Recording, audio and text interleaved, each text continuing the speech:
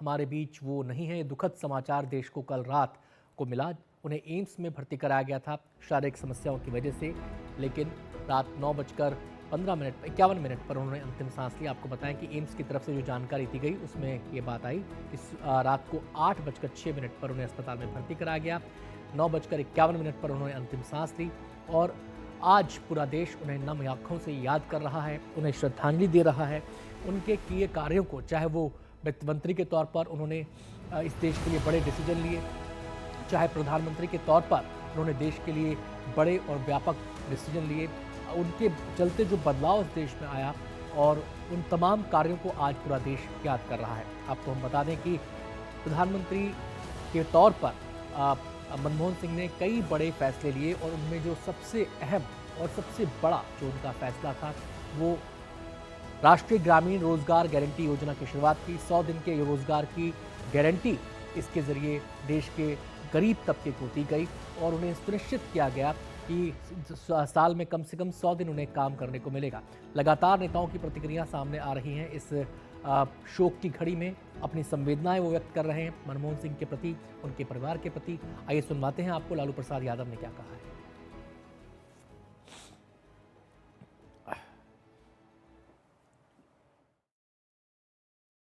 कि उनकी मृत आत्मा को, उनके सोल को शांति प्रदान करें और उनके शोक संतप्त जो परिवार है उनको भी शक्ति मिले। लालू जी, आप हमेशा उनके जन्मदिन पर या जब भी कुछ होता था तब फ़ोन करते थे, हम लोग को याद है, और बहुत अच्छे ताल्लुकात आपके उनके साथ हैं। बहुत अच्छा ताल्लुकात, मेरी प्रशंसा बहुत करते थे। उनके काल में ही रेलवे में भाड़ा कम किया गया, देश आगे उन्नति किया, काफ़ी उन्नति किया। 10 साल तक वो प्रधानमंत्री थे, आप लोगों को मालूम ही है। उनका नहीं रहे, बहुत तकलीफ़ हुआ हमको, काफ़ी तकलीफ़ हुआ। भगवान उनकी आत्मा को शांति प्रदान करें। वो हमारी देश की अर्थव्यवस्था को बिल्कुल सुरक्षित रखे, और जब पूरा दुनिया में बहुत तकलीफ हो रहे थे, भारत मनमोहन सिंह जी के नेतृत्व के कारण अच्छा रहा।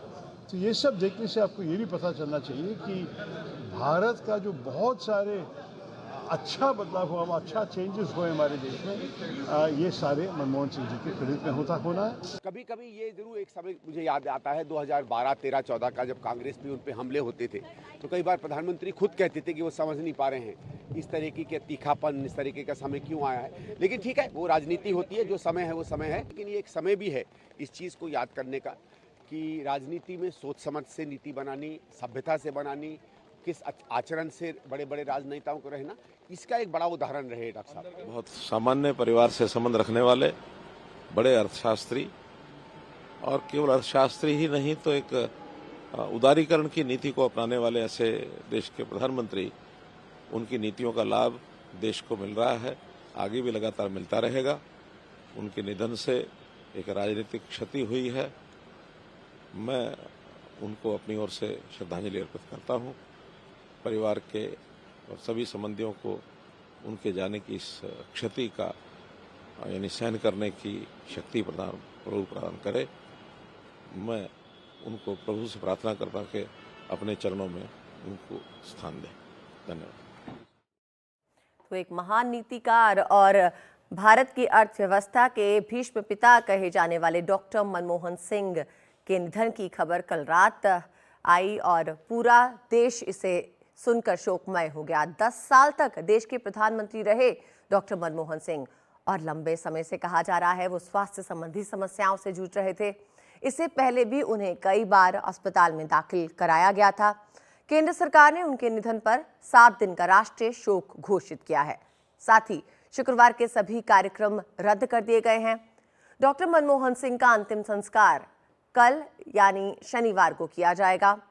कल रात 9:51 पर डॉक्टर मनमोहन सिंह ने अपनी आखिरी सांस ली और इसी के साथ साथ ये शोक लहर पूरे देश में फैल गई। आज सुबह सोशल मीडिया के जरिए कई नेताओं ने उन्हें भावभीनी श्रद्धांजलि दी और फिलहाल हम आपको लगातार देश के नेताओं की प्रतिक्रिया सुना रहे हैं। डॉक्टर मनमोहन सिंह के निधन के ऊपर वो क्या कह रहे हैं वो आपको दिखा रहे हैं।